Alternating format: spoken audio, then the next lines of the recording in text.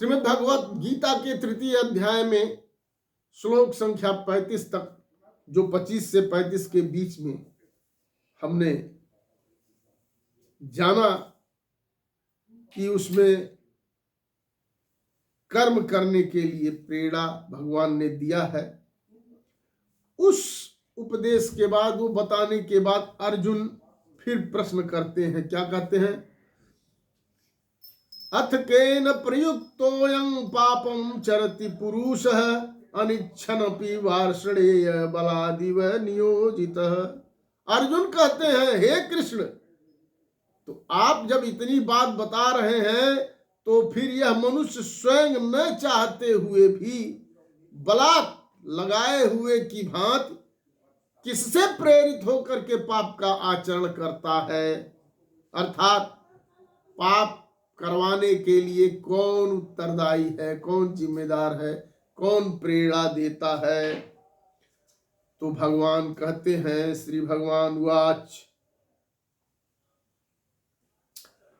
अब 36 से 43 के बीच में क्या है सारांश उसका? उसमें काम के निरोध का विषय भगवान कहते हैं, कामेश क्रोधेश रजोगुण समुद्भव महासनो महापापमा विद्धेन्मियवैरिणम्। भगवान कहते हैं कि जो रजोगुण से उत्पन्न हुआ है यह काम ही क्रोध है। यह बहुत खाने वाला अर्थात भोगों से भी कभी न अघाने वाला और बड़ा पापी है। भोगों से कभी उसकी तृप्ति नहीं होती है, वह बड़ा पापी है। इसलिए इसको ही तू इस विषय में बैरी जान, अर्थात इस जो क्रोध है, काम है, इन सबको आप शत्रु समझो। क्यों?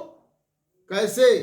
कहते हैं, धूमेनाव्रियते बहिर्यथादर्शो मलेन च यथोल्बेनावृतो गर्भस्तथा तेनेदमावृतम्। जैसे धुएं से अग्नि, जब अग्नि जलाया जाता है तो जब पूरी आंच चलती है, जलती है, तो पूरा आंच, वह अग्नि, वह ताप महसूस होता है। लेकिन जब धुआं ही हो जाता है तो अग्नि उस धुएं से ढका जाती है। तो जिस प्रकार से धुएं से अग्नि और गंदगी से, जो दर्पण है, शीशा है, उसमें यदि गंदगी हो जाती है तो गंदगी से, मैल से, धूल से दर्पण ढका जाता है।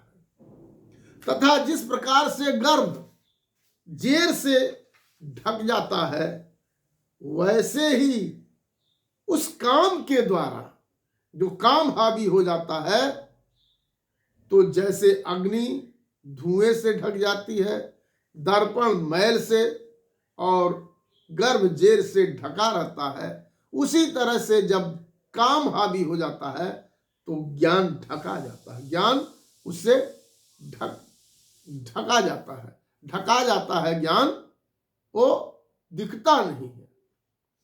तो आवृत्त ज्ञान में तेन ज्ञानिनो नित्य वैरिणा काम रूपेण कौन्तेय दुष्पुरेणा न लेन च। और हे अर्जुन, इस अग्नि के समान कभी न पूर्ण होने वाले काम रूप ज्ञानियों के नित्य वैरी के द्वारा मनुष्य का ज्ञान ढका हुआ है। अर्थात ये जो काम रूप है, ये काम है, इस अग्नि के समान कभी न पूर्ण होने वाले काम रूप ज्ञानियों के नित्य वैरी हैं। ये कभी पूर्ण नहीं होते हैं। इंद्रियाणि मनोबुद्धिरस्याधिष्ठान मुच्यते यतैर्विमोहयत्ते स ज्ञानमावृत्य देहिनम्। इंद्रियां, मन और बुद्धि, ये सब इसके वास स्थान कहे जाते हैं। यह काम इन मन, बुद्धि और इंद्रियों के द्वारा ही ज्ञान को आच्छादित करके जीवात्मा को मोहित करता है। तो काम का निरोध का ये विषय है। काम क्या है?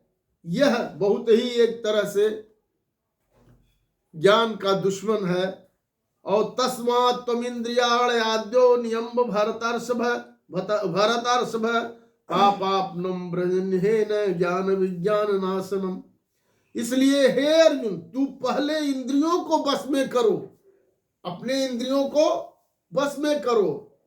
और इंद्रियां आपको पहले बताया गया है, जो ये इंद्रियां है, आंख है, कान है, नाक है, जीवा है, त्वचा है, तो इनको बस में करो और ज्ञान विज्ञान का नाश करने वाले महान पापी काम को अवश्य ही बलपूर्वक मार डालो। इंद्रियाणि पराण्याहुर इंद्रियेभ्यं परम मनः मनसस्तु परा बुद्धिर यो बुद्धेः परतस्तु सा। इंद्रियों को स्थूल शरीर से पर यानी श्रेष्ठ, बलवान और सूक्ष्म कहते हैं। इन इंद्रियों से पर मन है, मन से भी पर बुद्धि है, और जो बुद्धि से भी अत्यंत पर है वह है आत्मा। एवं बुद्धे परम बुद्ध्वा संस्तभ्यात्मान महात्मना जहिम शत्रुम महाबाहो काम रूपम दुरासदम। इस प्रकार बुद्धि से पर अर्थात सूक्ष्म, बलवान और अत्यंत श्रेष्ठ आत्मा को जानकर, आत्मा को श्रेष्ठ मानकर बुद्धि के द्वारा मन को बस करके ही, ये अर्जुन महाबाहो, तू इस काम रूप दुर्जय शत्रु को मार डाल, अर्थात काम का निरोध करके इसको समाप्त करना पड़ेगा।